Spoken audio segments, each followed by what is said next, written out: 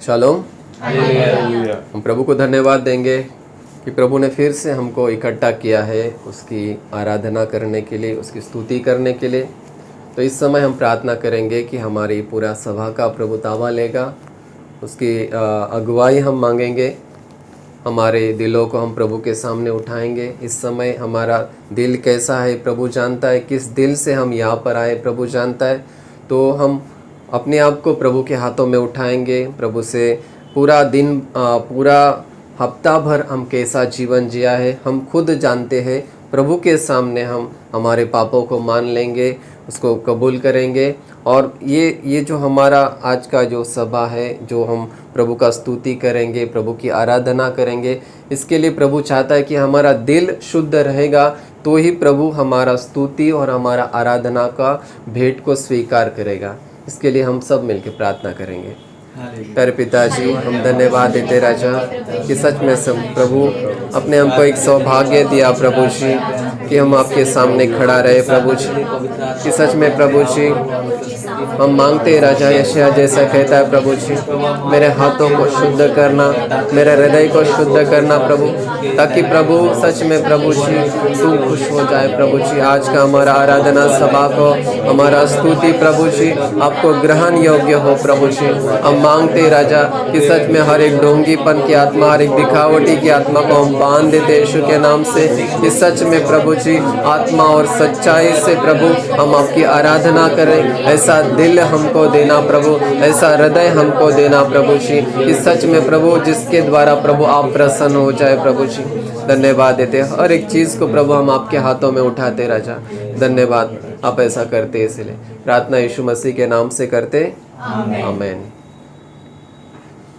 Shalom. Hallelujah. हम इस गीत गाने वाले हैं। इस गीत में लिखा है, मार्ग सत्य और जीवन यीशु है, मैं हूँ उसका और वो मेरा सब कुछ है। जैसे पिछले दिनों में हम पिछले संडे का ही हम प्रचार सुना है, वचन सुना है, और वचन में हमने बहुत अच्छे से हमने देखा है कि सच में प्रभु यीशु मसीह ही वो मार्ग है, प्रभु यीशु मसीह वो सत्य है। और प्रभु ने वो मार्ग हमारे लिए तैयार किया ताकि हमारा पिता के साथ मुलाकात हो जाए, ताकि हमारा उद्धार हो जाए। तो जो हम सीखे हैं, प्रभु चाहता है ये सिर्फ हमारा दिमाग का बात ना रहे, लेकिन प्रभु चाहता है वो हमारे साथ रिश्ता बनाना चाहता है। यहाँ पर दूसरा लाइन में लिखा है, मैं हूँ उसका, वो मेरा सब कुछ है। सच में हम तो जानते हैं प्रभु यीशु मसीह सत्य है, प्रभु यीशु मसीह जीवन है और वही खुदा है, वो हम सब कुछ जानते हैं। लेकिन हम क्या उसके साथ रिश्ता बनाने के लिए तैयार है क्या? प्रभु का वचन कहता है कि अगर मैं उसका नहीं हो जाता हूँ तो वो मार्ग भी मेरा नहीं हो जाता है, वो मार्ग भी मुझे नहीं मिलेगा, वो सच्चाई भी मुझे नहीं मिलेगी और वो जीवन भी मुझे नहीं मिलेगा। तो इस दिल के साथ हम प्रभु से ही कहेंगे कि सच में प्रभु जो मैं दिमाग में भरा है प्रभु मेरे दिल में आज उतरने दे। प्रभु आपके साथ एक मैं रिश्ता बनाना चाहता हूँ। इस दिल के साथ हम प्रभु का स्तुति करेंगे।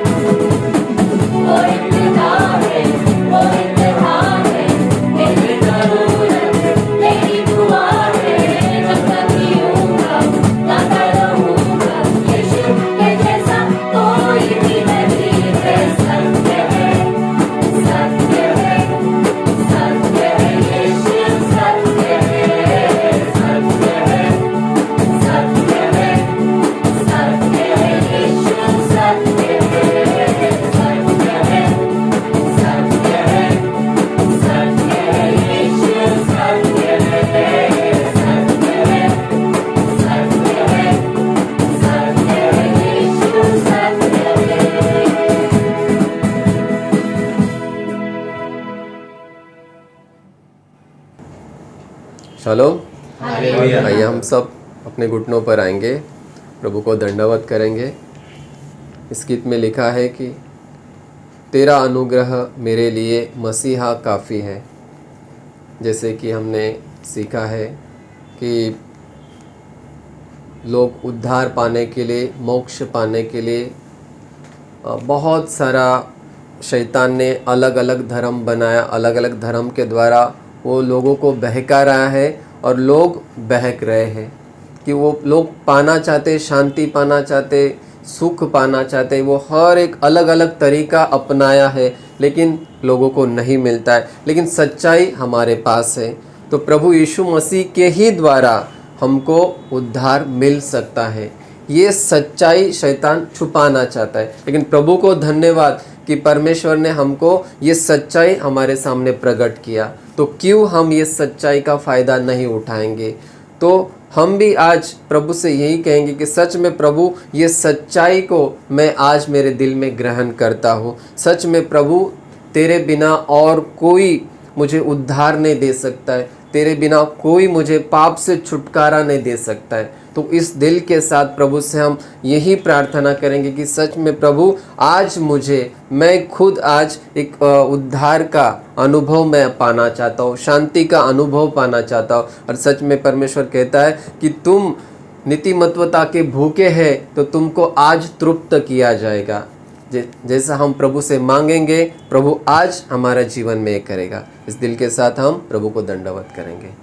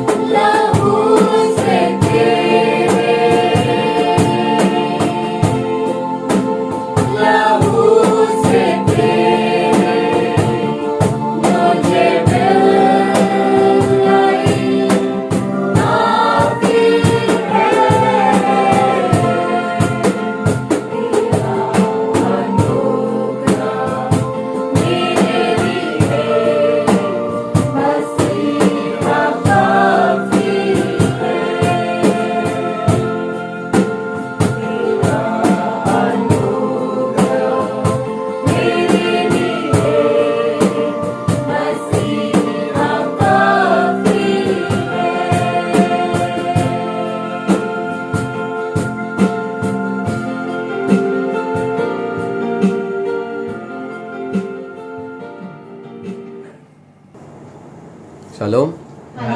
आइए हम सब मिलके प्रभु को धन्यवाद देंगे, प्रभु का स्तुति करेंगे कि उसके उपकारों को याद करते हुए कि जिस समय हम लोग इस दलदल में थे, पाप की दलदल में थे, शैतान के बंधन में थे, प्रभु ने कैसे हमारे ऊपर दया किया, कैसे हमको वो दलदल में से उठाया, कैसे शैतान की गुलामी से हमको उठाया। हम प्रभु को धन्यवाद देंगे, उस हर एक परिस्थिति के लिए प्रभु को धन्यवाद देंगे, उसका स्तुति करेंगे सब मिलके। प्रभु हम धन्यवाद देते राजा कि सच में प्रभु ये आपकी दया है, आपकी कृपा है प्रभु। हम क्या है प्रभु जी कि आपके सामने प्रभु हमें खड़े प्रभु जी, हमारा कोई योग्यता नहीं था प्रभु जी, हमारी कोई लायकी नहीं थी प्रभु जी, हम पापों में डूबे थे राजा, लेकिन ये आपकी दया है प्रभु, ये आपकी कृपा है प्रभु जी कि सच में प्रभु उसके द्वारा प्रभु आज हम जीवित है राजा। सच में प्रभु सब महिमा आपको चाहे प्रभु जी कि सच में क्या हमारा जीवन था प्रभु, पापों से भरा था प्रभु, श्रापों से भरा था प्रभु जी, लेकिन सिर्फ प्रभु आपके उपकार है प्रभु, आपका प्रेम है प्रभु, आपकी दया है प्रभु, जिसके द्वारा प्रभु जी आप प्रभु जी अपने मुझे जीवित रखा राजा। प्रभु धन्यवाद देता हूँ, आपकी स्तुति करता हूँ, आपके नाम की महिमा करता हूँ राजा। इस सच में प्रभु ये आपका प्रेम है प्रभु जी, और धन्यवाद देता हूँ प्रभु जी आपका प्रेम के लिए, आपका दया के लिए धन्यवाद देता हूँ राजा। धन्यवाद प्रभु जी। प्रार्थना यीशु मसीह के नाम से करते हैं। शालोम। आइए हम सब लोग खड़े रहेंगे वचन पढ़ने के लिए। शालोम।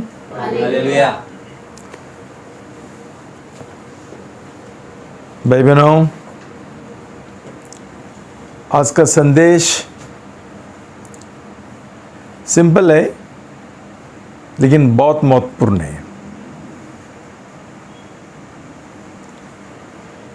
विषय है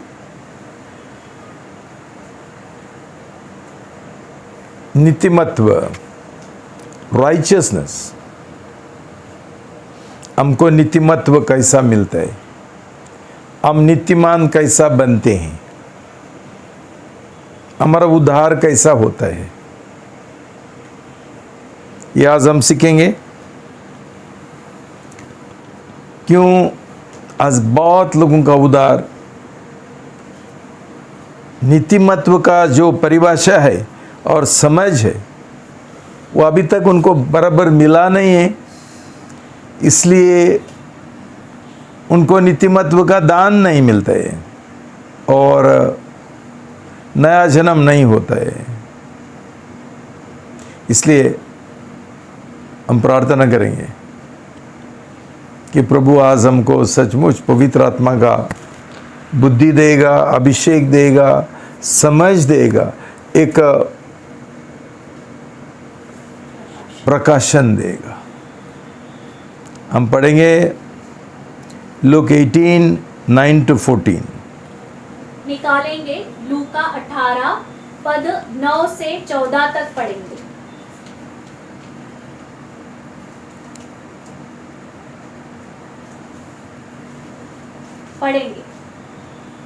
उसने उन लोगों से जो इस बात के लिए उन पर भरोसा रखते थे कि हम नीतिमान हैं और जो दूसरे को तुच्छ समझते थे यह दृष्टांत कहा।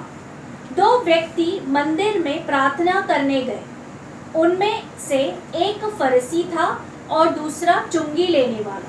फरीसी खड़ा होकर स्वयं इस प्रकार प्रार्थना करने लगा, हे परमेश्वर, मैं तुझे धन्यवाद देता हूँ कि मैं अन्य लोगों के समान ठग, अन्यायी व व्यभिचारी नहीं हूँ, ना इस चुंगी लेने वाले के समान ही हूँ। मैं सप्ताह में 2 बार उपवास रखता हूँ और जो कुछ मुझे मिलता है सबका 10वां अंश तुझे देता हूँ। परंतु चुंगी लेने वाला कुछ दूर खड़ा था, उसने स्वर्ग की ओर अपनी आंखें उठाना भी न चाहा, परंतु छाती पीटते हुए कहा, हे परमेश्वर, मुझ पापी पर दया कर। मैं तुमसे कहता हूँ कि यह मनुष्य नीतिमान ठहराया जाकर अपने घर गया, न कि वह दूसरा मनुष्य। क्योंकि प्रत्येक जो अपने आप को बड़ा बनाता है छोटा किया जाएगा, और जो अपने आप को छोटा बनाता है बड़ा किया जाएगा। जय मसीह की। हम सब इस समय साथ में मिलकर प्रार्थना करेंगे वचन के लिए, पिताजी पर अभिषेक के लिए प्रार्थना करेंगे।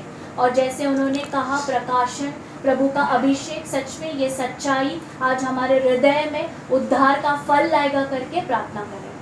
हालेलुया। प्रभु यीशु मसीह, धन्यवाद परमेश्वर। प्रभु आज का प्रभु ये सच्चाई के लिए आपको बहुत धन्यवाद देते प्रभु। हम मांगते यीशु राजा इस समय प्रभु कि आपका ये सच्चाई प्रभु हमारे हृदय में प्रभु यीशु ऐसा प्रभु जमीन बनाना प्रभु, ताकि ये वचन का बीज जो बोया जाएगा प्रभु ये 100 गुना उद्धार का फल लाएगा परमेश्वर। प्रभु हम मांगते प्रभु इस समय हमारे पिताजी पर भी आपका अभिषेक उंडेल देना प्रभु जी, जो उन्होंने प्रभु यीशु आज प्रभु हमको बताने वाले प्रभु, हमको सिखाने वाले प्रभु जी, वो प्रभु उनके मुख से प्रभु सामर्थ के साथ, अभिषेक के साथ निकलने के लिए प्रभु, ताकि सच में प्रभु जो यूट्यूब के द्वारा लोग सुन रहे होंगे प्रभु, आप उनके हृदय को छू देंगे प्रभु, वो पश्चाताप, वो उद्धार होगा। इसलिए धन्यवाद देते यीशु मसीह के नाम से हम मांगते हैं, आमीन।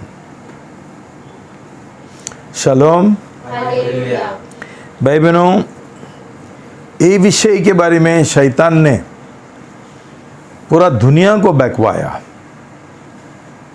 इसलिए हमको ये विषय के बारे में बराबर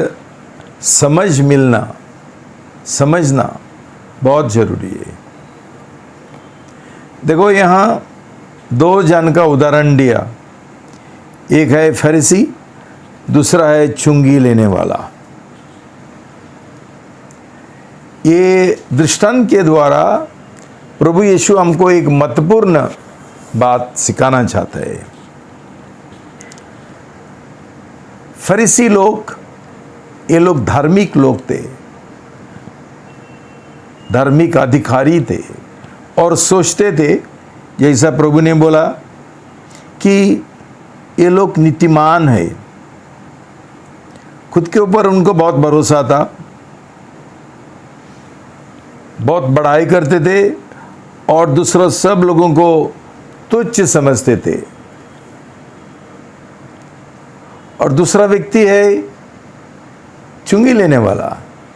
सब लोग जानते थे कि चुंगी लेने वाला लोग पापी लोग है, और कोई उनको नीतिमान नहीं समझते थे बल्कि पापी समझते थे, और ये नीतिमत्व का लायक भी नहीं थे, पाप का क्षमा का लायक भी नहीं थे। इतना लोग उनको नीचे समझते थे, नीच समझते थे। और प्रभु ये दृष्टांत में हमको दिखाता है फरीसी कैसा प्रार्थना कर रहा था, खड़ा रहा और खुद के लिए प्रार्थना कर रहा था। परमेश्वर, मैं तुझे बहुत धन्यवाद देता हूं कि मैं दूसरा लोगों का जैसा नहीं हूं। दूसरा सब लोग पापी है, दूसरा सब लोग बेविचारी है, दूसरा सब लोग स्विंडलर्स, दूसरे लोग ठगी थे और फंसाने वाले थे, अन्याय करने वाले थे, जैसा वो चुंगी लेने वाला है जो उधर खड़ा है। बाद में उसने बोला, मैं हफ्ता में 2 बार उपवास करता हूँ और मैं दशमांश देता हूँ, जो सब मुझे मिलता है उसके और। लेकिन जो चुंगी लेने वाला था और बहुत दूर खड़ा होकर उसका आंखें भी स्वर्ग की ओर उठाने के लिए डर लगता था, लेकिन वो उसका छाती मारते हुए उसने बोला, परमेश्वर, मैं एक पापी हूँ, मेरा तेरा क्षमा के लिए लायक नहीं हूँ। लेकिन तू मेरे ऊपर दया कर। और देखो प्रभु यीशु क्या बोलता है,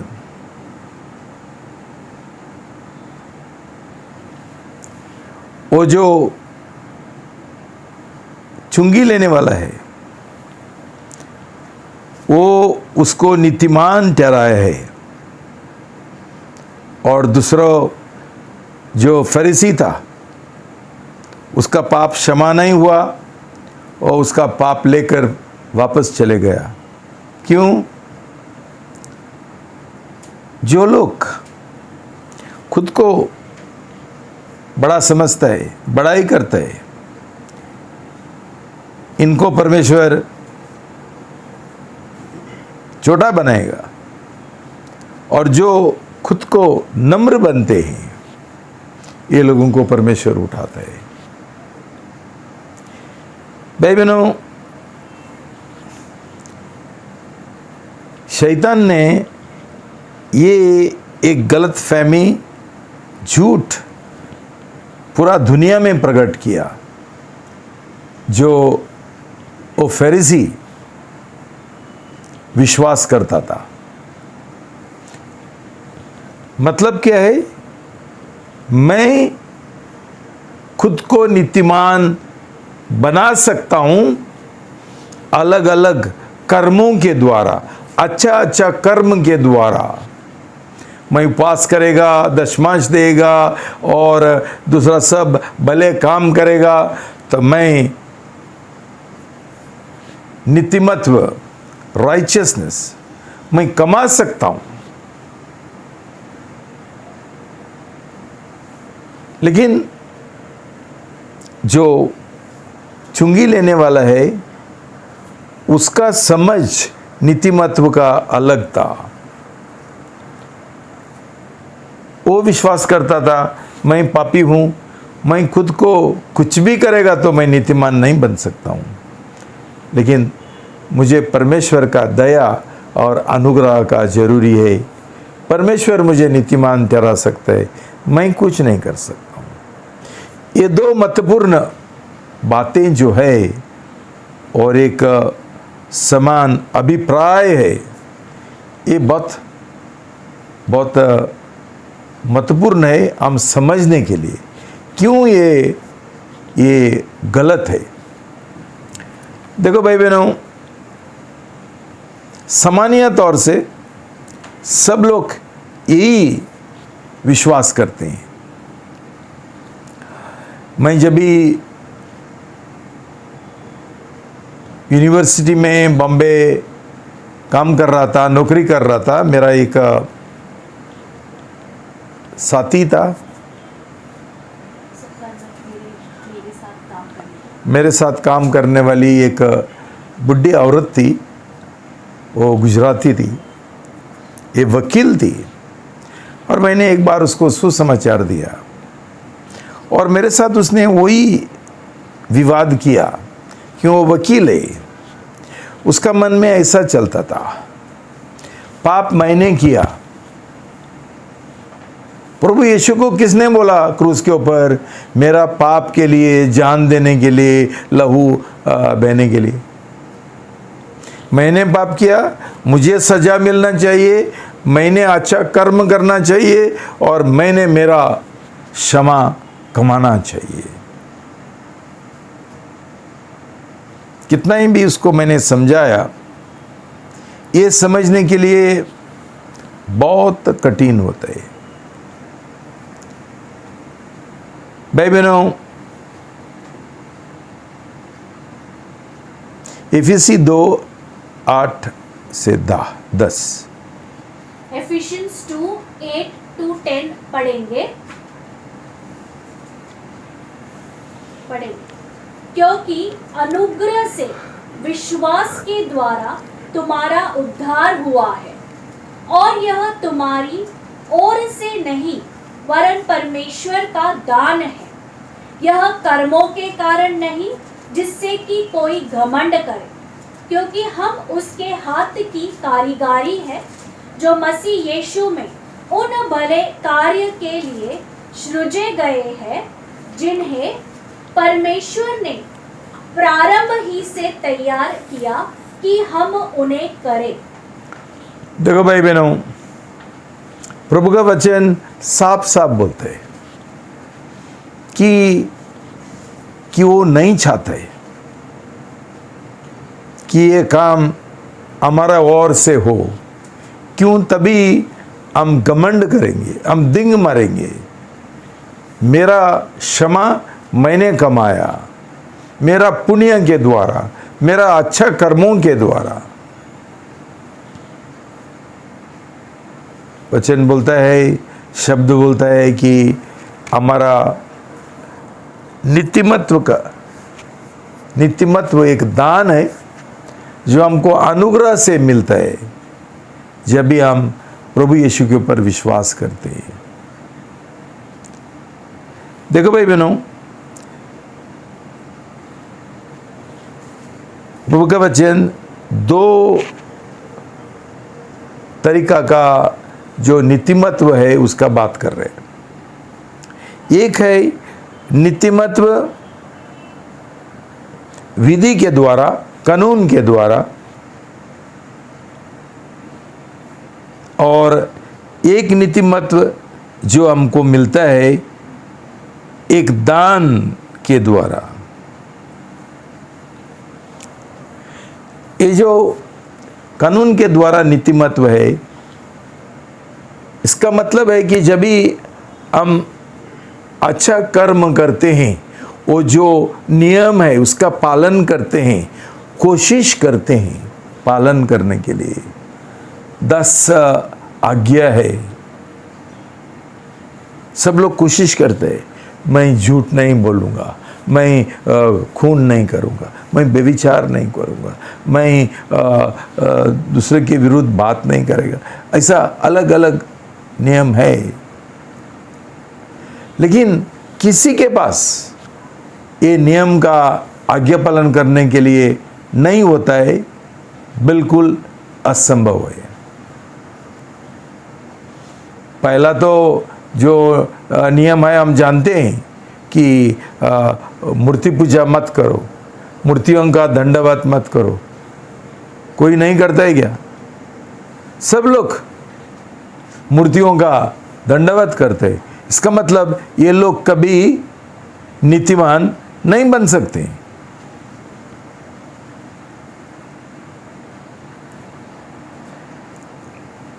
लेकिन लोगों का मन में ये एक बात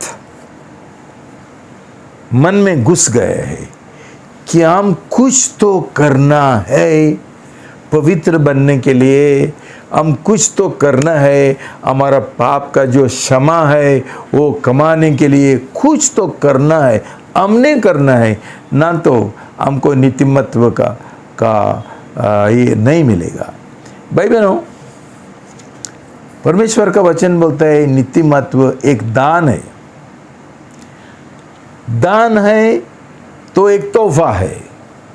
दान कभी कोई कमाता ही नहीं, लेकिन जो हम कर्मों के द्वारा हमको कुछ मिलता है वो हमारा मजदूरी है, वो हम कमाते हैं, वो कभी दान नहीं हो सकता है। तो ये जो फर्क है हम समझना चाहिए। दान कभी ये नहीं हो सकता है, क्या कमा नहीं सकते। 2 कुरिन्ती 5:21 2 Corinthians 5:21 पढ़ेंगे।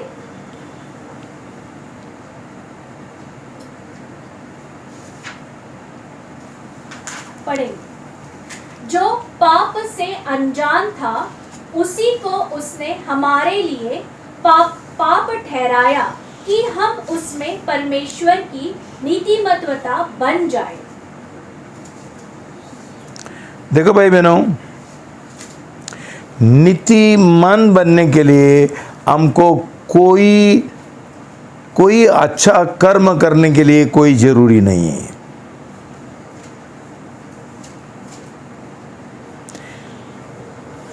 परमेश्वर का जो योजना है उसके अनुसार हम कभी नीतिमान बनते हैं जब भी जो प्रभु यीशु ने हमारा लिए क्रूस के ऊपर हमारा पापों के लिए जो बलिदान किया उसके ऊपर हम विश्वास करेंगे तो हमारा नीतिमत्व कोई अच्छा जीवन जीने का, अच्छा कर्म करने का उसके ऊपर निर्भर नहीं है। ये किसके ऊपर निर्भर है? जो प्रभु यीशु मसीह ने जो अच्छा किया, अच्छा कर्म किया क्रूस के ऊपर, उसके ऊपर निर्भर है।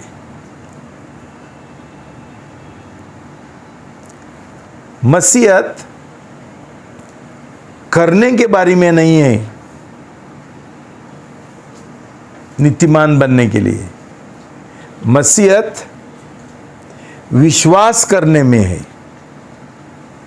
सही रीति से विश्वास करने में जो प्रभु यीशु मसीह ने किया।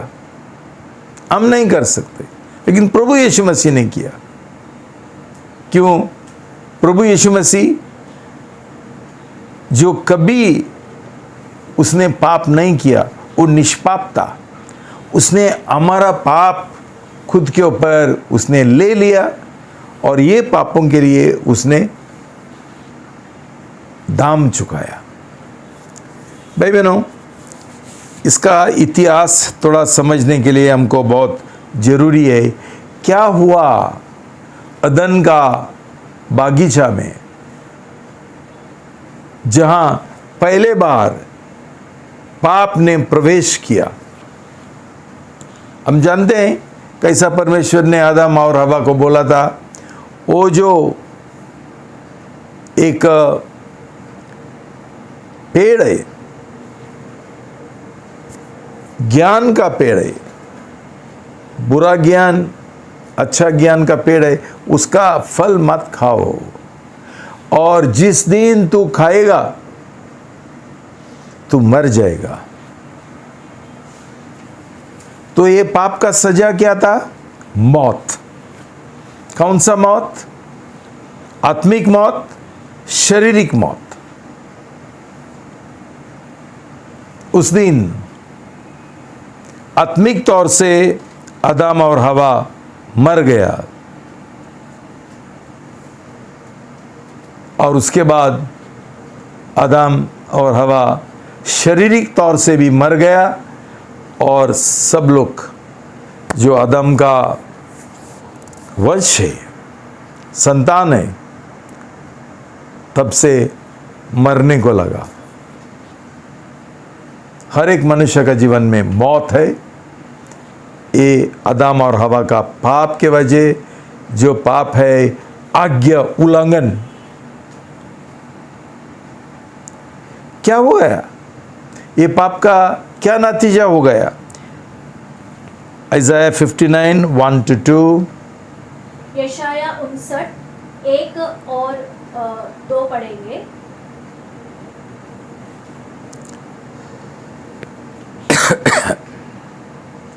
पढ़ेंगे।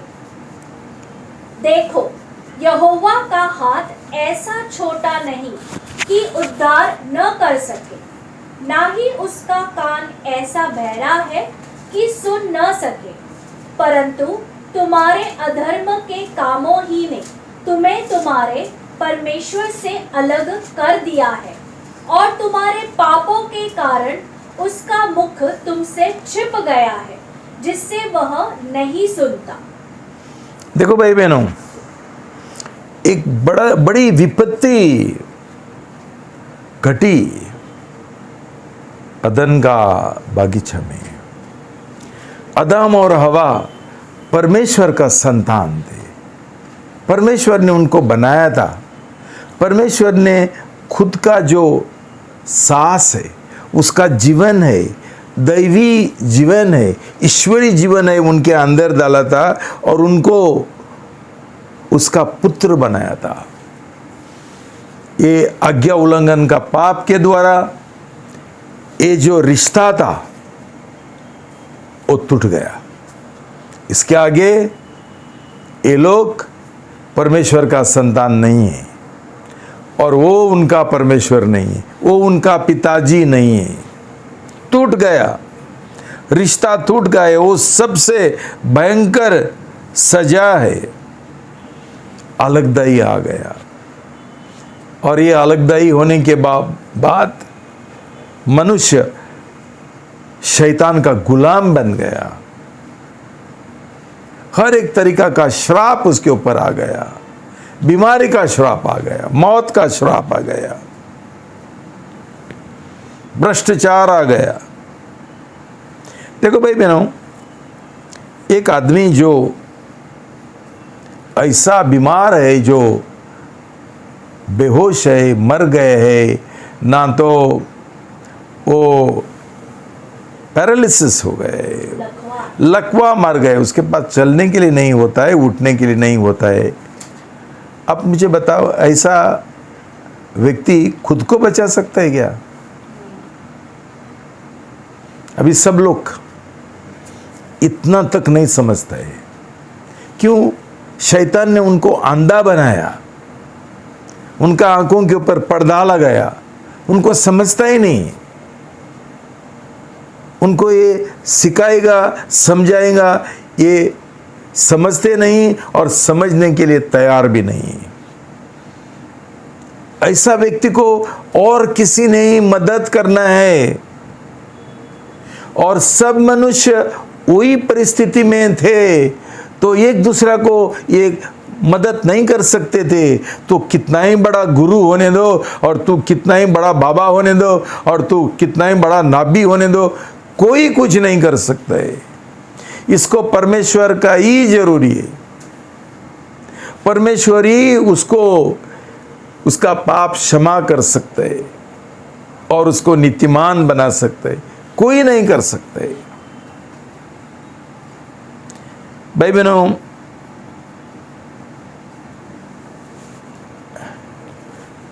मनुष्य को परमेश्वर का कितना जरूरत है वो समझ गया जब भी उसको अदन का बागीचा से निकाल दिया।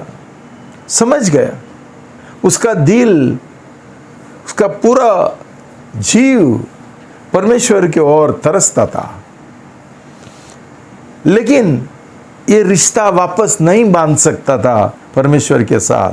क्यों? पहला ये पाप का दाम चुकाने का था और उसके द्वारा परमेश्वर के साथ वापस एक मेल मिलाप करने का था। उसका पहले कुछ नहीं कर सकता था। इसका फायदा शैतान ने उठाया। शैतान आ गया और मनुष्य को बोला, मैं तेरा परमेश्वर हूं, मैं तुझे मदद करेगा। और उसने सब गलत सी चीज मनुष्य को सिखाया। शैतान ने धर्म बनाया। आज सब जो धर्म है वो शैतान के ओर से है। शैतान ने बनाया ये धर्म है।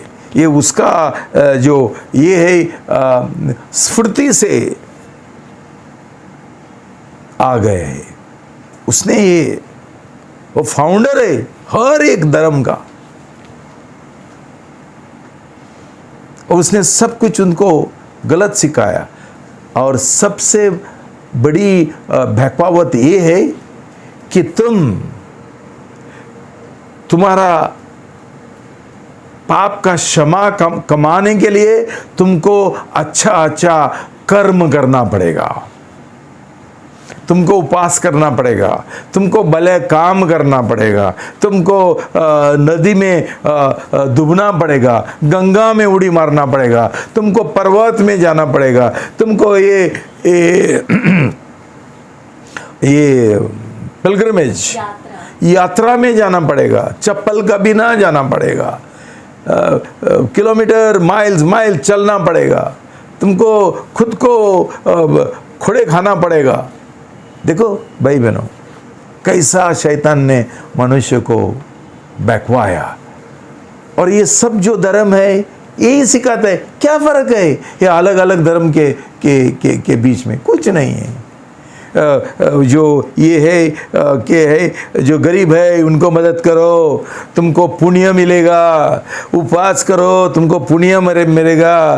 तुम लोग मंदिर में जाओ, तुमको पुण्य मिलेगा। तुम ये करो, वो करो, सब करो करो करो करो। भाई बहनों, एक पापी मनुष्य क्या कर सकता है? एक मुर्दा मनुष्य क्या कर सकता है? एक जो पांगड़ा है, जो लकवा मारा है, वो क्या कर सकते है?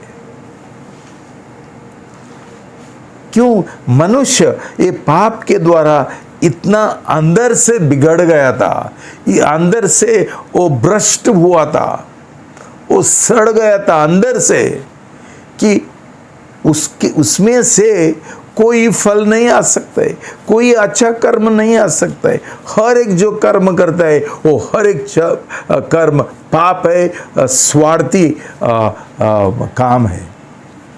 भाई बहनों, तुमने ये सुना होगा, हमारा घर पे गोवा में एक ऐसे आम का पेड़ था।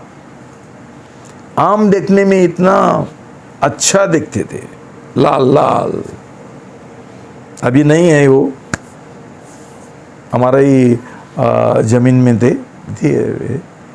लेकिन काटेगा तो अंदर कीड़ा, कुछ नहीं खा सकता था, तो अंत में काटना पड़ा।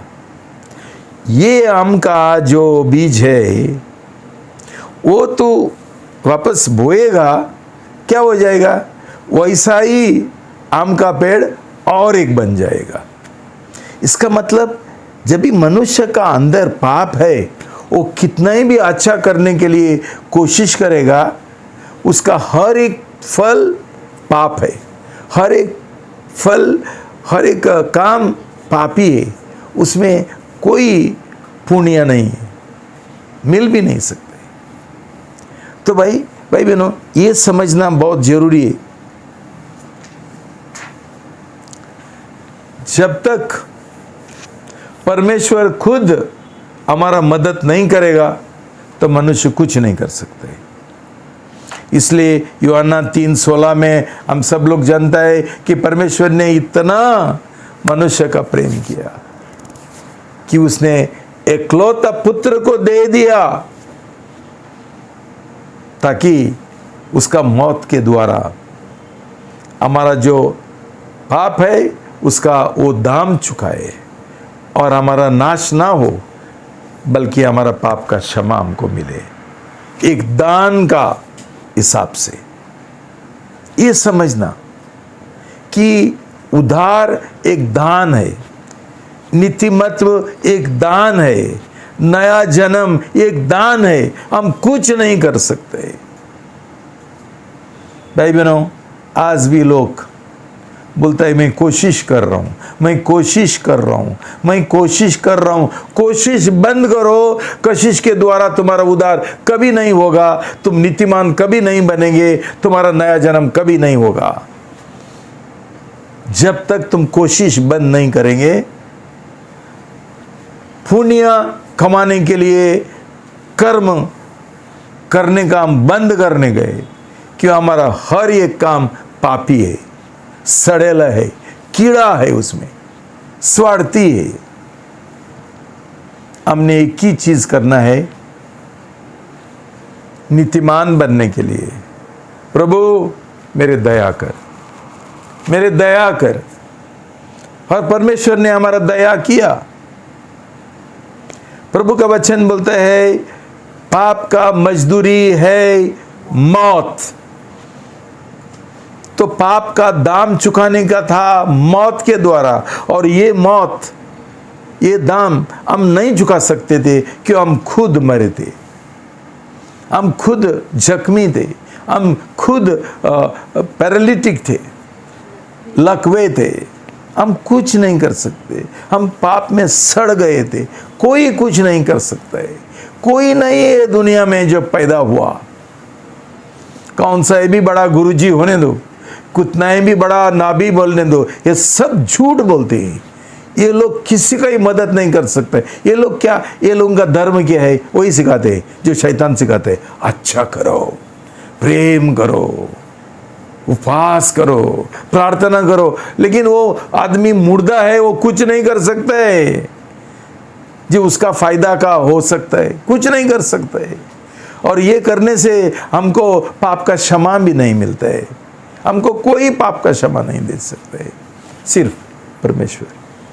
और उसके लिए किसी ने तो मौत का दाम चुकाने था, हम नहीं चुका सकते थे क्योंकि हम पापी है, खुद पापी है। इसलिए परमेश्वर ने उसका इकलौता पुत्र को भेज दिया जो निष्पाप था, कभी पाप नहीं किया, ये दुनिया में आ गया। उसका नाम है प्रभु यीशु मसीह। और उसने हमारा पाप उठा लिया, हमारा पाप उठाने से वो मरा और पाप का दाम चुकाया। और ये बलिदान परमेश्वर ने स्वीकार किया और उसका दाम के ऊपर सब लोगों को पाप का क्षमा दिया। इसलिए प्रभु का वचन बोलता है, पिछला संडे हमने देखा कि प्रभु यीशु मसीह ने उसका बलिदान के द्वारा एक नया और जीवित मार्ग हमारे लिए खुला किया। तब तक मनुष्य मानव जात को रुकना पड़ा। भाई बहनों, एक ही तरीका है नीतिमान बनने के लिए, उद्धार पाने के लिए, पाप का क्षमा पाने के लिए, नया जन्म पाने के लिए। दूसरा कोई उपाय नहीं, हम कुछ नहीं कर सकते हैं। हम सिर्फ जो प्रभु ने दाम चुकाया, जो बलिदान उसने किया, उसके ऊपर विश्वास करना है और वो हमारा अंदर स्वीकार करने का है। प्रभु को हमारा जीवन का मालिक बनाने का है, उद्धारकर्ता बनाने का है, और उसके द्वारा नीतिमत्व हमको दिया गया जाता है, दान के एक तोहफा का तौर से। भाई बहनों, ये स्टोरी है हमारा उद्धार का, हमारा नीतिमत्व का, हमारा नया जन्म का। मैं हमेशा तुमसे पूछा, क्यों इतना समय लगता है नीतिमान बनने के लिए, उद्धार पाने के लिए, नया जन्म पाने के लिए?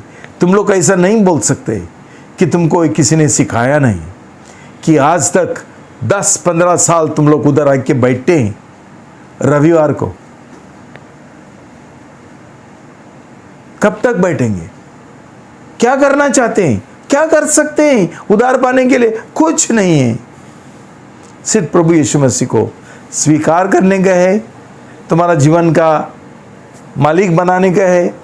उसने क्रूस के ऊपर जो ये बलिदान उसने किया हमारा पापों के लिए, उसके ऊपर विश्वास करने का है। उसके ऊपर विश्वास करेंगे तो हमारे लिए रास्ता खुला है परमेश्वर के पास जाने के लिए, नीतिमत्व के साथ, पाप का क्षमा के साथ। ये पाप का क्षमा हमने कमाया नहीं, लेकिन प्रभु यीशु मसीह ने हमारे लिए कमाया। हम सिर्फ विश्वास करते हैं। इतना आसान है भाई बहनों, इतना आसान है। उद्धार, नीतिमत्व, नया जन्म बिल्कुल मुफ्त है, लेकिन प्रभु यीशु मसीह को बहुत, उसको इट कॉस्ट हिम, उसको दाम चुकाना पड़ा, उसको बहुत कॉस्टली हो गया, उसका महंगा हो गया उसको। हमको मुफ्त मिला, लेकिन प्रभु ने हमारे तरफ से। भाई बहनों, हम क्यों इतना देरी करते हैं? इतना देरी हम क्यों करते हैं? 1 पेत्रोस 2:24, 1 Peter 2:24 पढ़ेंगे।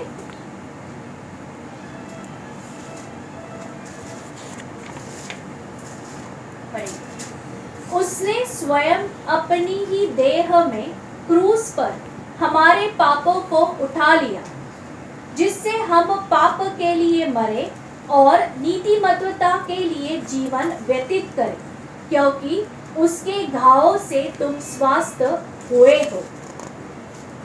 रोमी 11:6 पढ़ेंगे। रोमन्स 11:6 पढ़ेंगे। यदि यह अनुग्रह से हुआ तो फिर कर्मों के आधार पर कदापि नहीं, अन्यथा अनुग्रह अनुग्रह ही न रहा। भाई बहनों, जिधर काम है उधर अनुग्रह नहीं है, जिधर अनुग्रह है उधर काम नहीं है। हमको अनुग्रह से जो मिलता है वो उपकार है, वो मेहरबानी है, वो एक दान है। जब भी हमने कुछ काम नहीं किया, हमने एक तोहफा लिया। समझो एक किसी को बर्थडे को एक दान मिलता है, उसने ये दान का पैसा नहीं भरा, वो सिर्फ स्वीकार करते हैं। तो भाई बहनों, दूसरा कोई रास्ता नहीं है, मार्ग नहीं है। या तो हम लोग अनुग्रह से हम उधार नीतिमत्व नया जन्म पाएंगे, अनुग्रह से एक दान का तौर से, और हम हमेशा के लिए हम ये करेंगे क्या, प्रयत्न करेंगे पाप के ऊपर विजय पाने के लिए, कोशिश करेंगे। हम ये सही करेंगे, वो सही करेंगे, कभी व्यभिचार नहीं करेंगे, कभी झूठ नहीं बोलेंगे, कभी खून नहीं करेंगे, कोई गलत काम कुछ नहीं करेंगे, तभी हमको नीतिमत्व में मिलेगा।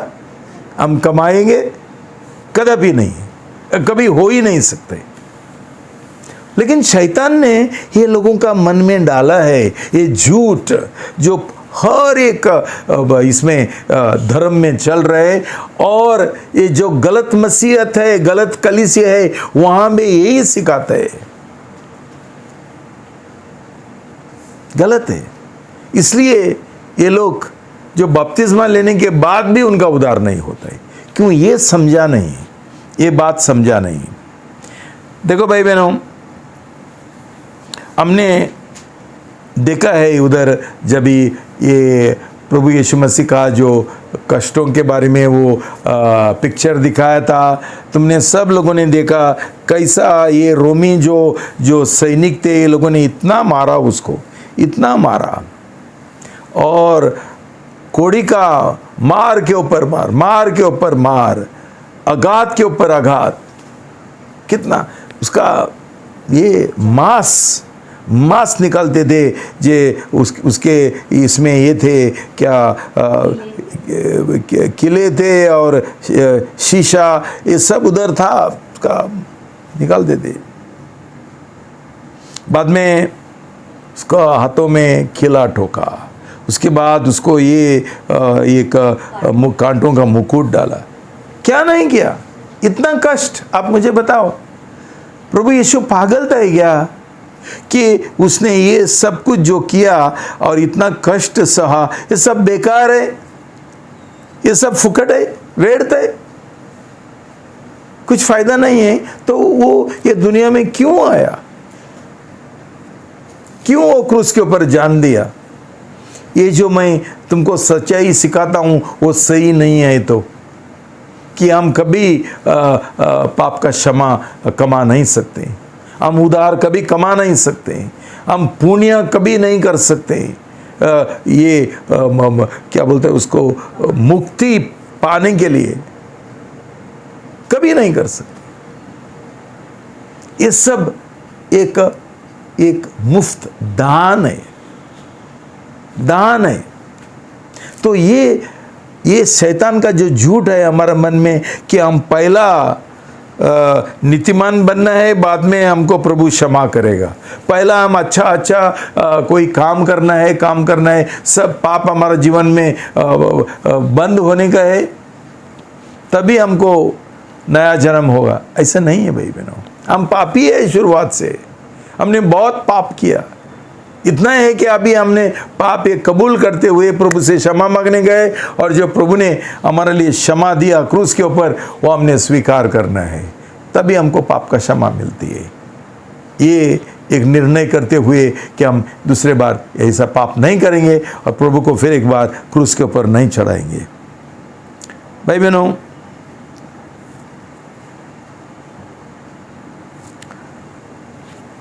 गलती 2:21 हम पढ़ा गया, पढ़ेंगे।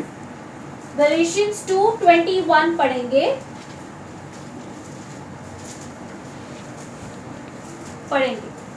मैं परमेश्वर के अनुग्रह को व्यर्थ नहीं ठहराता, क्योंकि यदि नीतिमत्वता नियम शास्त्र के द्वारा मिल सकती तो मसीह का मरना व्यर्थ होता। देखो भाई बहनों, आज्ञा का पालन करते हुए, कानून का पालन करते हुए, विधि का पालन करते हुए हमको नीतिमत्व मिल सकता था, तो प्रभु यीशु मसीह क्यों इतना कष्ट उठाता था? ये हम सोचना चाहिए। इसलिए ये दूसरा नीतिमत्व जो है, जो अच्छा कर्मों के द्वारा पुण्य कमाने से, ये बिल्कुल गलत है, झूठा है। एक ही नीतिमत्व सही है, जो हमको प्रभु के ऊपर विश्वास करते हुए और उसने बलिदान जो किया उसके ऊपर विश्वास करते हुए जो हम स्वीकार करते हैं। भाई बहनों, तुमको एक बार मैंने ये उदाहरण दिया था, फिर एक बार मैं बोलता हूँ ताकि तुम समझ सके। देखो, समझो तुम्हारा कोई फ्रेंड तुमको एक तोहफा देना चाहता है, जो तोहफा तुम्हारे पास कभी होता ही नहीं, खरीद लेने के लिए। कौन सा तोहफा है? समझो भाई बहनों, एक ऐसा एक गाड़ी है जो 5 करोड़ का है। मुझे लगता है ऐसा गाड़ी है, ऐसा 5 करोड़ का नाम, तो कोई डायमंड 5 करोड़ का। मैं कितना ही भी कमाएगा तो मेरे पास बाबा 5 करोड़ 500 करोड़ का है, कभी नहीं हो सकते। समझो मेरे पास एक ऐसा दोस्त है जो क्या सोचता है, मैं जो मेंडिस का इतना प्रेम करता हूँ, मैं उसको ऐसा तोहफा देना चाहता हूँ कि वो बिल्कुल हैरान हो जाएगा, वो समझेगा मेरा प्रेम कितना है उसकी ओर। और एक दिन वो ऐसा गाड़ी खरीद लेता है मेरे लिए 5 करोड़ का, और उसके बाद वो रसीद मुझे देता है कि उसने 5 करोड़ का गाड़ी खरीद लिया, और अभी चाहिए तो मैं स्वीकार कर सकता हूँ ये गाड़ी, वो बोल सकता हूँ मुझे नहीं चाहिए। समझो, ये ये है उदाहरण है। समझो मैं स्वीकार करता हूँ, उसका रिसीट लेता हूँ, और मैं शॉप में जो ये है क्या शोरूम जो है गाड़ी का, उधर जाता हूँ और उसको दिखाता हूँ कि देखो ये रिसीट है, पैसा भरा है, मुझे गाड़ी दे दो। वो आदमी मुझे देगा, बोलेगा ये गाड़ी तेरी है, तू लेके जाओ। देखो, अभी मैंने पैसा नहीं भरा, मेरा दोस्त ने पैसा भरा। मैं मूर्ख होगा तभी मैं क्या बोलेगा, मुझे उसने जो पैसा भरा 5 करोड़, उसको मुझे कोई लेना देना नहीं, मैं 5 करोड़ देना चाहता हूँ। पहले के पास मेरे पास दमड़ी भी नहीं है, पर समझो मेरे पास 5 करोड़ है। मैं कोई मूर्ख बोलेगा ही क्या, जब भी पैसा भर दिया मैं और पैसा भरूंगा 5 करोड़। उधार का तोहफा, नया जन्म का तोहफा ऐसा ही है। जो पैसा भरने का था, दाम चुकाने का था, प्रभु ने भरा। अभी हम और एक बार नहीं भर सकते हैं। हमारा उधार का काम के लिए पैसा दाम चुका नहीं सकते। चुकाएंगे क्या हम लोग? कोड़े खाने गए? हमारा जीवन के ऊपर जो कष्ट आता है वो हमको नया जन्म पाने के लिए नहीं है, उधार मिलने के लिए नहीं है। ये कष्ट हमको जो उधार मिला उसमें आगे बढ़ने के लिए। हमारा जो शरीर है, स्वयं है, हमारे अंदर जो हर एक तरीका का जो लालसा है, अभिलाषा है, उसके ऊपर विजय पाने के लिए कष्ट आता है। हमको एक नया रीति से उधार देने के लिए, नया जन्म देने के लिए नहीं है। नया जन्म बिल्कुल मुफ्त है, परमेश्वर का दान है। ये हम समझना चाहिए, क्योंकि शैतान हमको बहकवाता है, पूरा दुनिया को बहकवाता है, मसीह लोगों को भी बहकवाता है। इसलिए आज कितना लोगों का नया जन्म नहीं हुआ। क्यों? ये लोग प्रभु यीशु मसीह को स्वीकार करने के लिए तैयार नहीं है। 10%, 20%, 50% स्वीकार करते हैं। क्यों? साथ साथ उनको संसार चाहिए, साथ साथ उनको मजा चाहिए, साथ साथ उनका खुद का इच्छा के अनुसार जीना है। इसको स्वीकार नहीं बोलते। प्रभु यीशु मसीह को स्वीकार 100% करने गए, सब कुछ छोड़ते हुए। भाई बहनों, हम कभी समझेंगे, हम प्रार्थना करेंगे कि प्रभु हमको ये समझाएगा। उसके बाद क्या होता है? बाद में हम धार्मिक मसीह बन जाते हैं। धार्मिक लोग कौन है? वो हमारा फरीसी धार्मिकता, वो अनीतिमानता। परमेश्वर ने बोला वो नीतिमान आदमी नहीं है, लेकिन चुंगी देने वाला वो नीतिमान ठहराया गया है, वो आत्मिक बन गए हैं। तो यही एक फर्क है जो धार्मिक लोग है और आत्मिक लोग है। देखो भाई बहनों, एक दुखी बात है कि हमारा जो ये हिंदी बाइबल जो है, वहाँ जिधर राइचियस लिखा, नीतिमान होना मांगता था, लेकिन ये लोगों ने ना जानते हुए धार्मिक लिखा है। धर्म एक जहर है, पॉइजन है। हम कभी धार्मिक नहीं बनना चाहिए। ये फर्क है। हम नीतिमान बनना है, धार्मिक नहीं। हमको धार्मिकता नहीं चाहिए, हमको आत्मिकता चाहिए। हम आत्मिक बनना चाहते हैं। जो आदमी सही नीति मत वो उन्होंने पाया, ये लोग आत्मिक है। जो लोगों ने अभी तक नया जन्म नहीं पाया, ये धार्मिक है। धार्मिक लोग कौन है? जो हर दिन रविवार को कलीसिया में आके बैठते हैं, फास्टिंग रहेगा तो फास्टिंग भी करता है, और दशमांश देने गए तो दशमांश भी देंगे, सब कुछ देते हैं, सुसमाचार प्रचार कर सब कुछ करते हैं, लेकिन उद्धार नहीं हुआ। ये सोचते हैं कि ऐसा करने से उनका उद्धार होगा। उद्धार नहीं होता है। ये सिर्फ धार्मिक रहते हैं हर एक बातों में।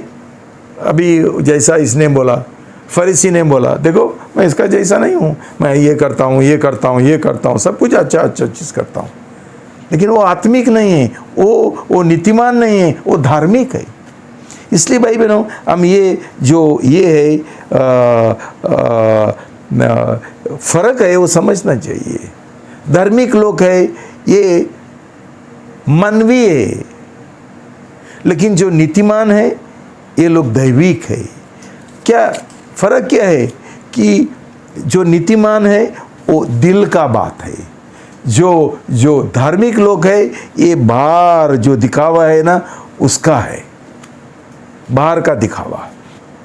भाई बहनों, बहक नहीं जाना। ऐसा ही समझो मत कि तुम्हारा नया जन्म हुआ कि तुम नीतिमान है। शायद तुम सिर्फ धार्मिक है, अभी तक सही नीतिमान और नया जन्म और आत्मिक अभी तक नहीं है।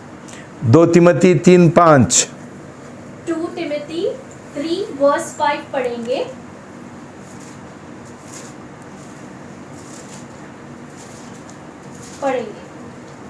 यद्यपि ये भक्ति का वेश तो धारण करते हैं, फिर भी उसकी शक्ति को नहीं मानते। ऐसे लोगों से दूर रहना। कौन है ये लोग?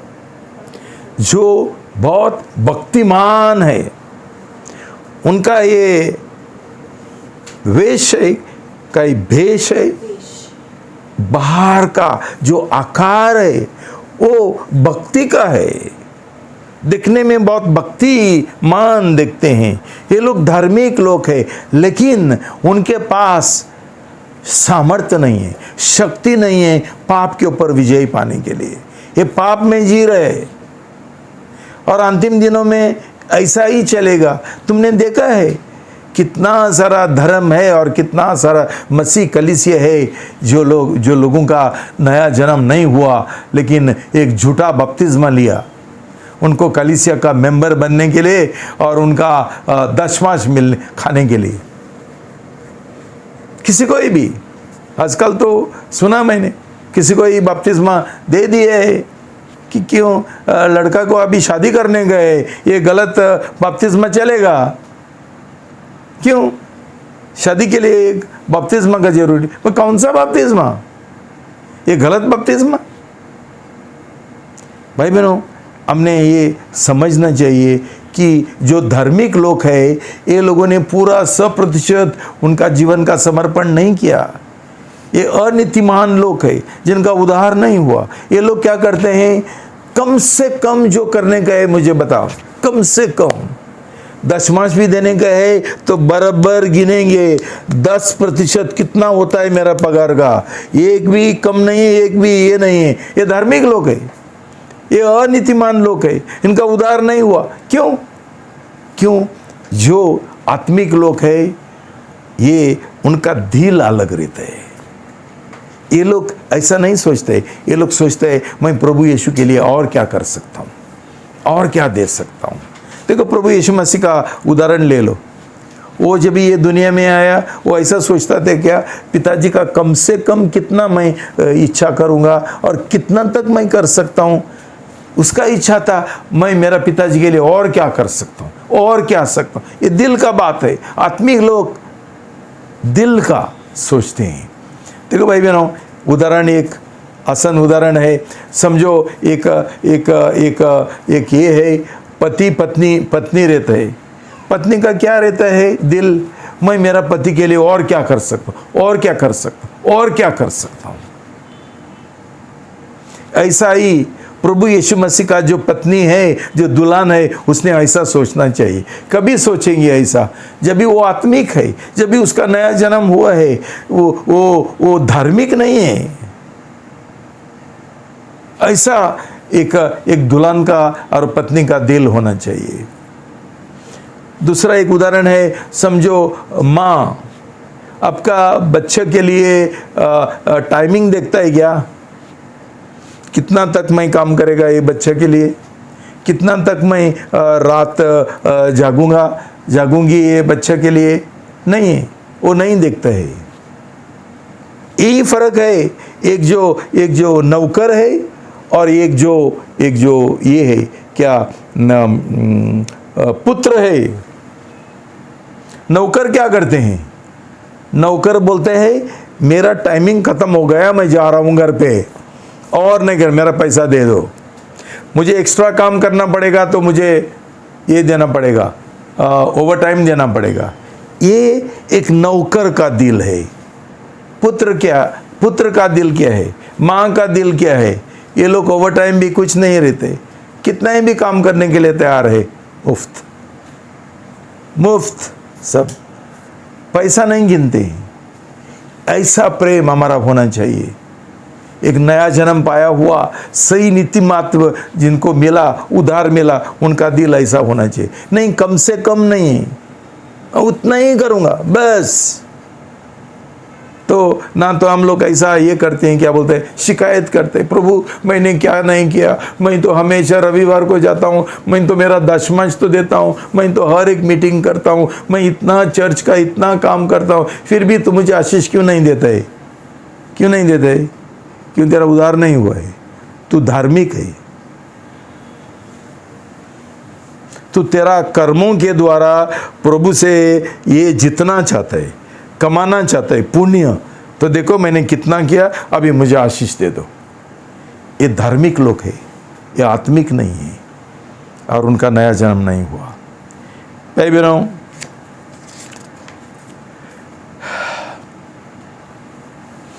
हमारा रवैया प्रभु यीशु का दुल्हन का होना चाहिए। प्रभु यीशु की ओर हमारा दिल बड़ा होना चाहिए।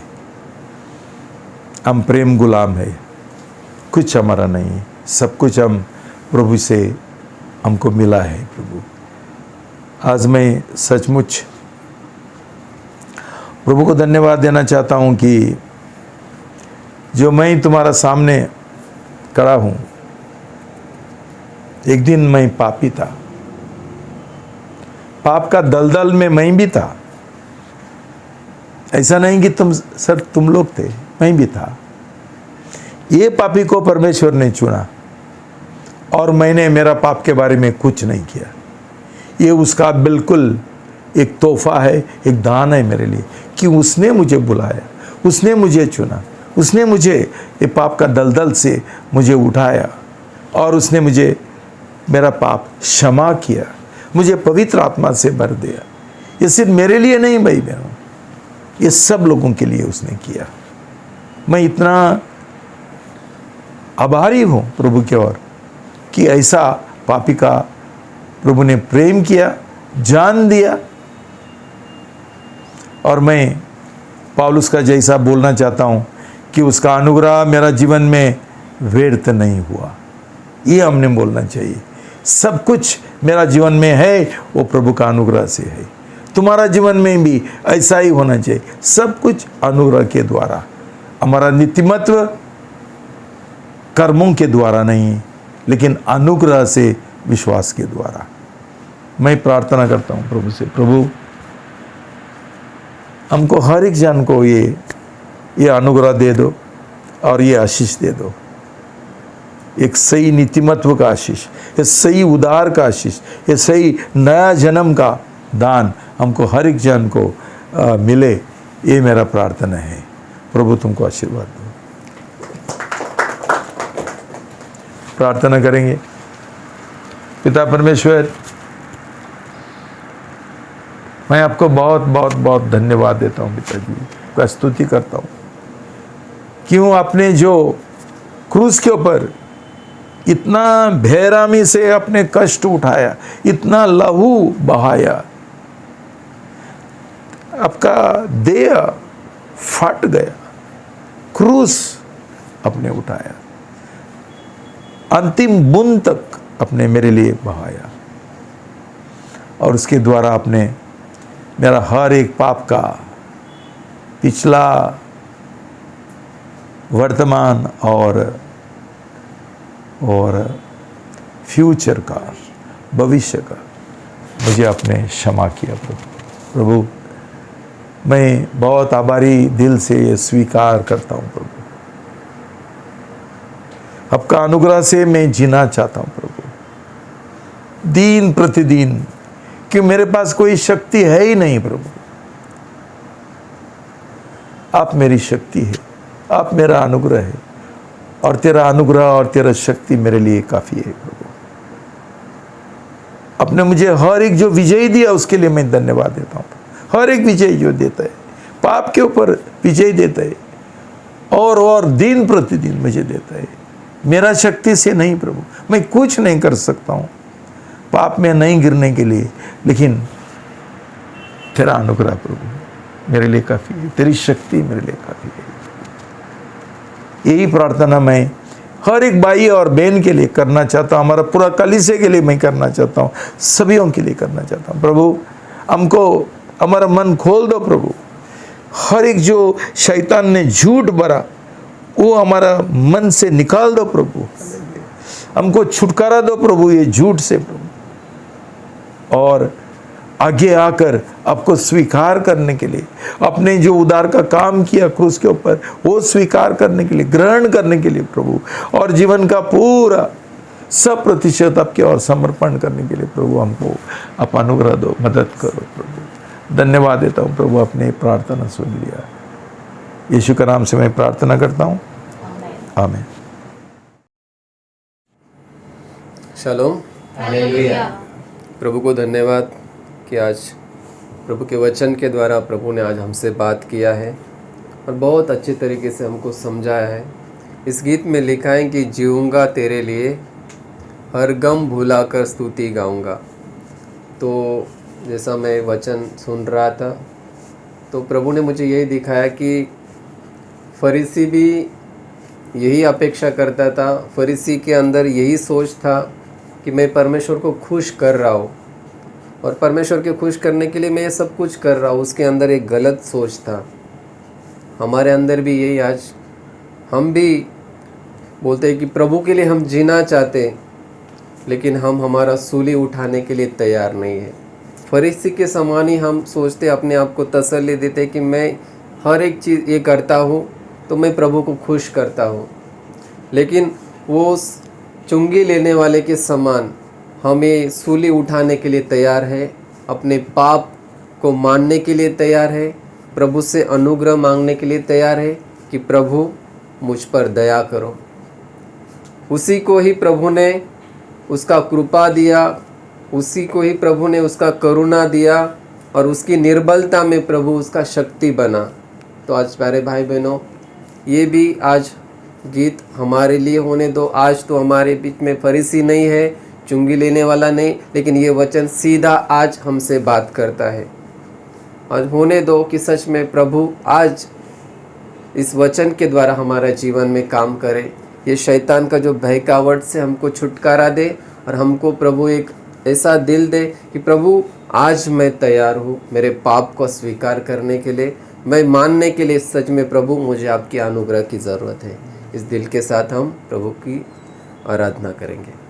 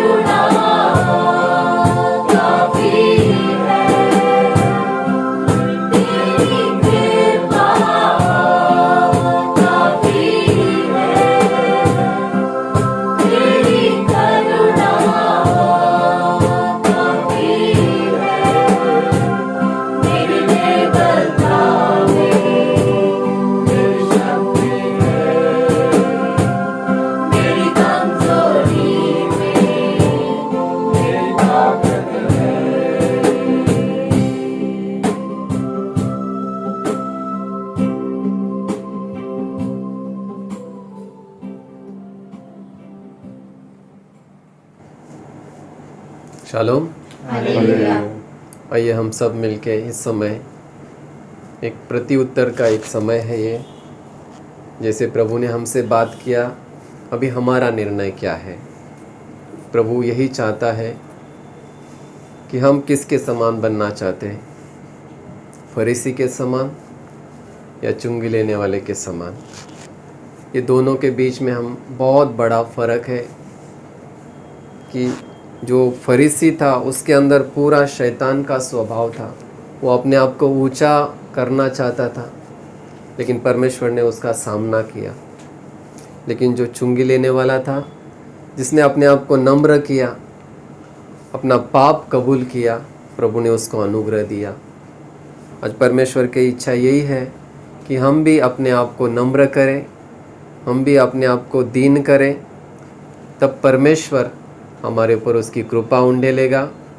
हमको भी परमेश्वर वही आनंद देगा जो चुंगी वाले को मिला। आज यही इसी के लिए हम प्रभु से अनुग्रह मांगेंगे। सब मिलकर प्रार्थना करेंगे। प्यारे पिताजी, हम धन्यवाद देते राजा कि सच में प्रभु जी कि तेरी दया तेरी करुणा के लिए प्रभु जी धन्यवाद देते राजा कि सच में प्रभु जी हमारी लायक क्या है प्रभु आपके सामने खड़ा होने का प्रभु जी। लेकिन सच में प्रभु जी चुंगी लेने वाले के समान प्रभु जी हमारा जीवन है प्रभु जी, एक दीन और नम्रता का प्रभु जी कि सच में प्रभु उसका आदर करते राजा, लेकिन घमंडियों का प्रभाव सामना करते राजा। सच में प्रभु आपने कहा मुझसे सीखो मैं कैसा मन में दीन और नम्र हूँ। प्रभु सच में प्रभु जी पूरा दिल से प्रभु जी ये दिल देना प्रभु जी कि सच में प्रभु जी हर एक प्रकार का प्रभु ये शैतान का स्वभाव से छुटकारा दे, शैतान के चरित्र से छुटकारा दे राजा कि हमेशा प्रभु वो नम्रता का जीवन प्रभु जी पाप कबूल करके मान के आपका अनुग्रह पाने का प्रभु, आपका शांति पाने का प्रभु कि जो क्रूस के ऊपर प्रभु आपने मेरे लिए प्रभु कमाया वो हर एक चीज में हासिल करो प्रभु जी। धन्यवाद देते राजा, धन्यवाद प्रभु जी। प्रार्थना यीशु मसीह के नाम से करते हैं, आमीन। शालोम। हालेलुया। इस समय जो लोग हमारा YouTube पे ये वीडियो देखा है, ये समय है कि आपका दिल का प्रतिक्रिया प्रभु जानना चाहता है। इस समय आप प्रभु से व्यक्तिगत रूप से आप ये प्रभु के सामने एक निर्णय करो कि प्रभु ऐसा फरीसी का जीवन मैं नहीं जीना चाहता हूँ।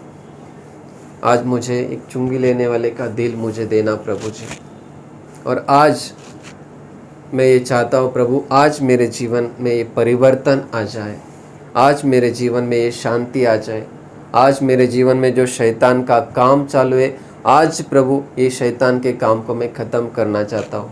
इस दिल के साथ प्रभु को आप अपना दिल खोलकर प्रभु से आप प्रार्थना कर सकते हैं। शालोम। हालेलुया। प्रभु को धन्यवाद कि प्रभु ने सच में हमारे जीवन में आज एक नया काम शुरू किया है। सच में उसकी कृपा हमारे ऊपर उतरा है। जो लोगों ने सही दिल से अपने पाप को प्रभु के सामने खुला किया, कबूल किया, और प्रभु ने उनको शांति दिया, और सच में वो चुंगी लेने वाले के समान वो लोग नीतिमान बने हैं आज प्रभु के सामने। तो सच में ये उनका जीवन में एक आज वो शांति, वो आनंद वो आज लोग उठाएंगे। लेकिन जो लोगों ने आज प्रभु के सामने अपने आप को दीन नहीं किया, नम्र नहीं किया, वो लोग जैसे आए थे वैसे ही घर जाएंगे फरीसी के समान। जय मसीह की। तो हम प्रभु को धन्यवाद देंगे, प्रभु का स्तुति करेंगे कि प्रभु ने हमको एक मौका दिया। आज इस दिल के साथ हम प्रभु का स्तुति करेंगे।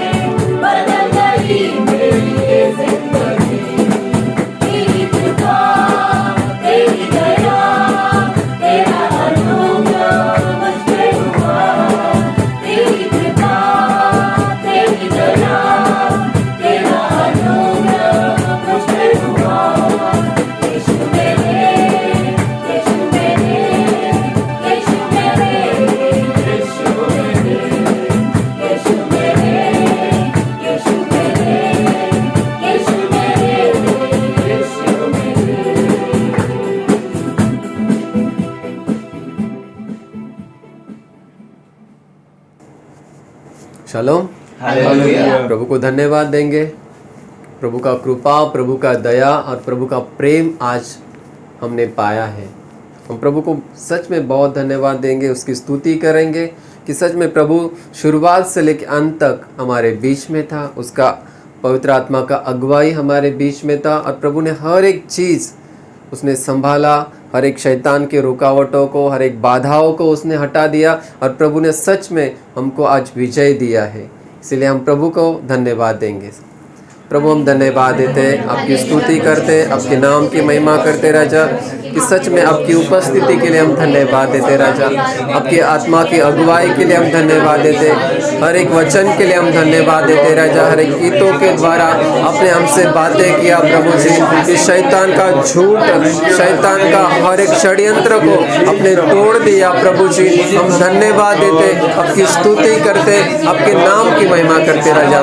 धन्यवाद यीशु राजा, ये विजय आपने दिया प्रभु, ये वचन का प्रकाशन हमने दिया प्रभु, ये वचन का प्रभु रहस्य आपने हमको समझाया प्रभु जी। हम धन्यवाद देते राजा, धन्यवाद करते, आपकी स्तुति करते, आपके नाम की महिमा करते राजा। धन्यवाद यीशु राजा का प्रेम, दया, अनुग्रह के लिए और तेरी कृपा के लिए हम बहुत धन्यवाद देते राजा, आपकी स्तुति करते राजा। धन्यवाद करे पिताजी, धन्यवाद प्रभु जी। प्रार्थना यीशु मसीह के नाम से करते हैं, आमीन। प्रभु यीशु मसीह का अनुग्रह, पिता परमेश्वर का प्रेम और पवित्र आत्मा का सौभाग्यता हमेशा तुम्हारे साथ बने रहना। आमीन। बोलो यीशु मसीह की जय। यीशु के लहू की जय। Shalom. Hallelujah. God bless you.